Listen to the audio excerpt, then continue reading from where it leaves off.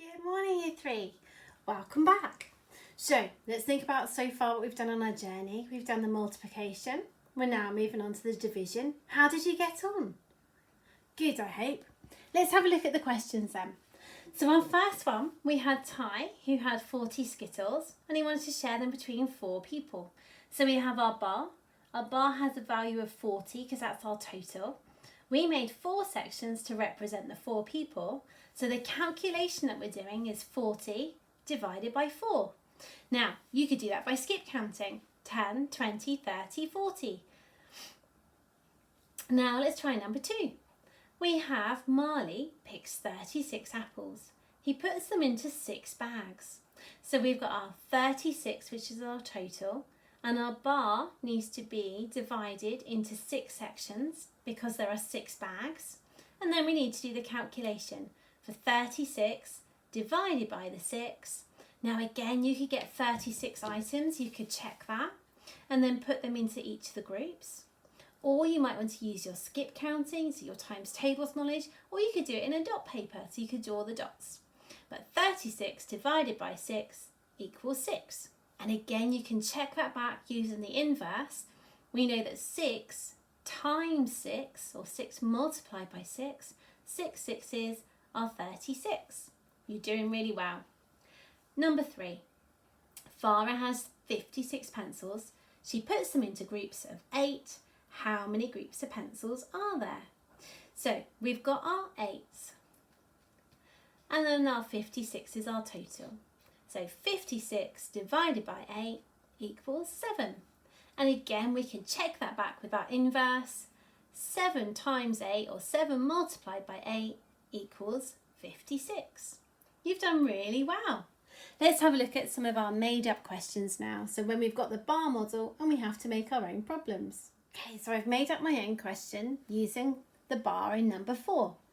So you can see that the bar, the total value of the bar was 48, and there were 8 sections. So my problem needed to have a total of 48 and 8 of something. So I've said there were 48 seeds in a packet. They were shared equally between 8 pots. How many seeds were in each pot? And then that would represent this bar. And the calculation, the abstract calculation we're doing, is 48 divided by 8, which is 6.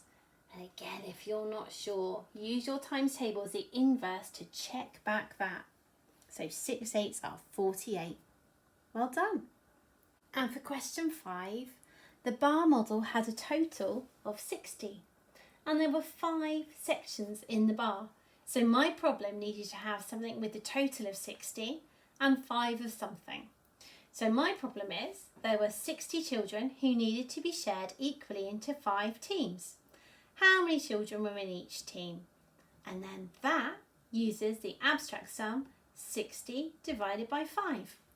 And you know, if you go through your skip counting, if you think of the 5 times table, we know that 5 12s are 60, or 12 5s are 60. So the answer would be 12. So each of these sections is worth 12. And if you're not sure, remember you could do your repeated addition, because if you added up 12 by 12 by 12 by 12 by 12, your answer would be 60. Well done, guys. Really good. Today's lesson, we're going to have a go at doing some of the 4 rules. But I want to start off just by looking at our comparing bar models, because it's been a little while since we've done them. So let's read the question. Barton Farm has 294 sheep. Fair Oak Farm has 178 more sheep than Barton Farm. How many sheep are there on Fair Oak Farm? So first of all, if you look at both the bars, which of the farms is going to have the largest bar? Yeah, it's going to be Fair Oak Farm, because Fair Oak Farm has 178 more than Barton Farm. So first of all, we know that this bar is for Barton Farm, and this bar is for Fair Oak Farm. Now, Fair Oak Farm has 178 more, so that means that this part of the bar is worth 178. It's 178 more. So let's put 178. 8.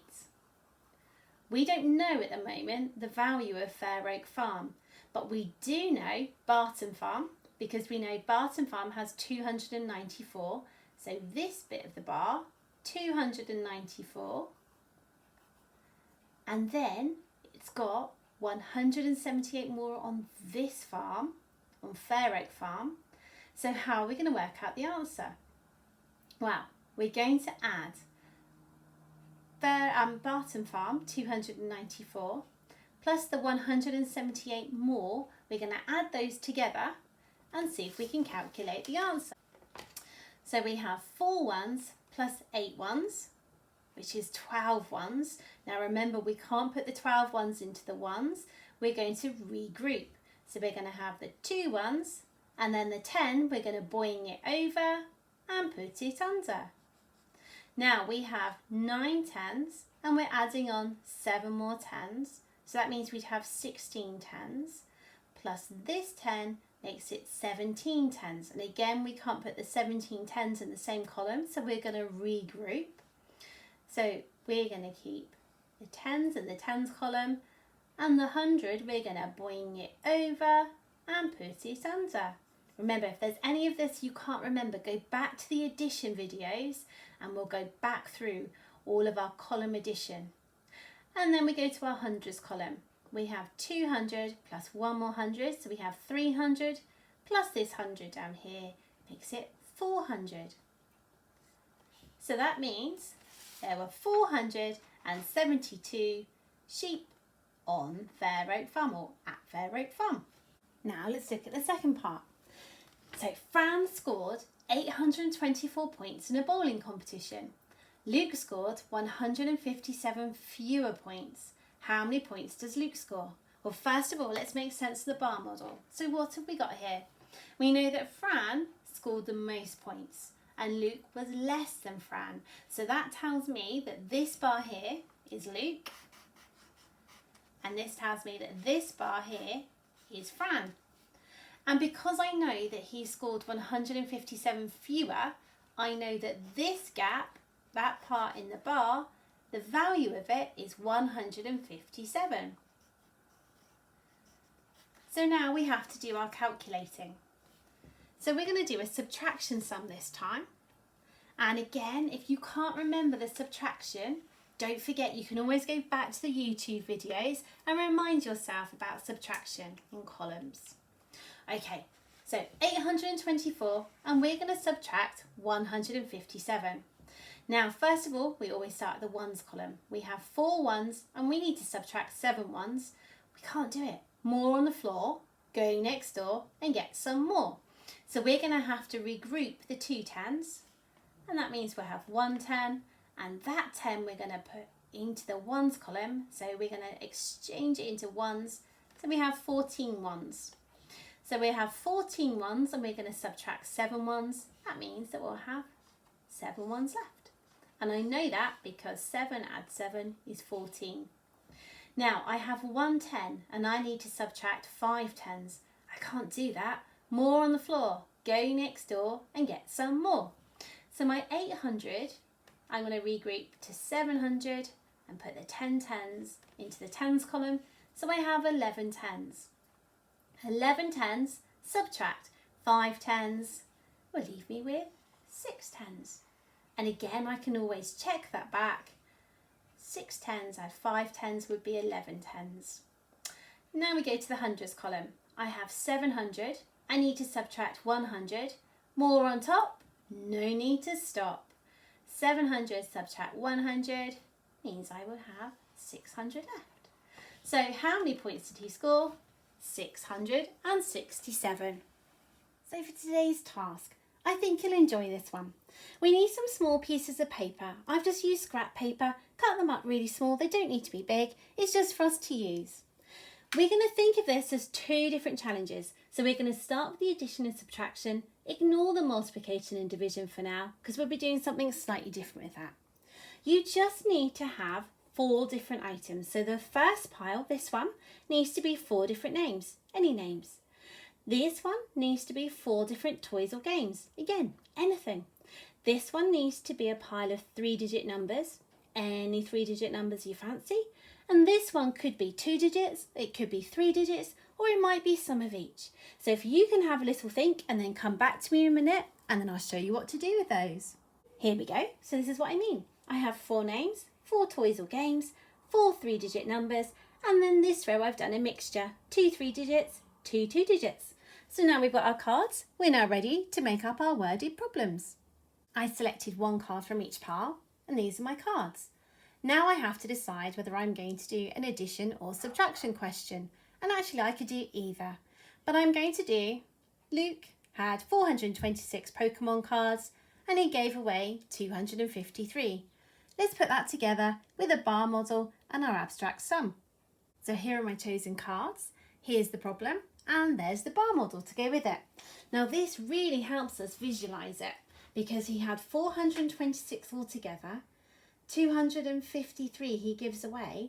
Now you know that's going to be over half, so then you know approximately what your answer is going to be or whether your answer is correct.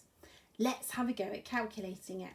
So 426 subtract 253, 6 ones subtract 3 ones, leaves us with 3 ones. 2 tens subtract 5 tens, can't do it. More on the floor, go next door and get some more. We're going to regroup 400 to 300 and put that 10 tens there to make it 12 tens. Now we can.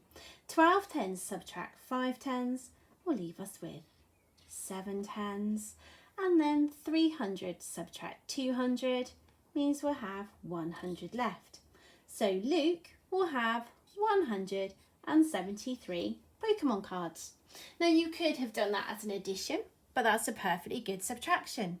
Now try and see if you can make up 1 addition of your own and 1 subtraction of your own using your number cards. How did you get on with the addition and subtraction? Oh, I bet you did brilliantly. Now I'm going to try something just a little bit different for the multiplication and division. Now I'm keeping my names exactly the same and I'm keeping my toys or games the same. If you want to change them, of course you can, but you don't have to. But now what we're going to do is we're going to have 4 2-digit numbers, and I want them to be 16, 24, 15 and 20. And then in your last pile I want you to put 2, 3, 4 and 5. And then we're going to turn them over just like we did before. I've turned over Ty, Squishy's 15 and 2.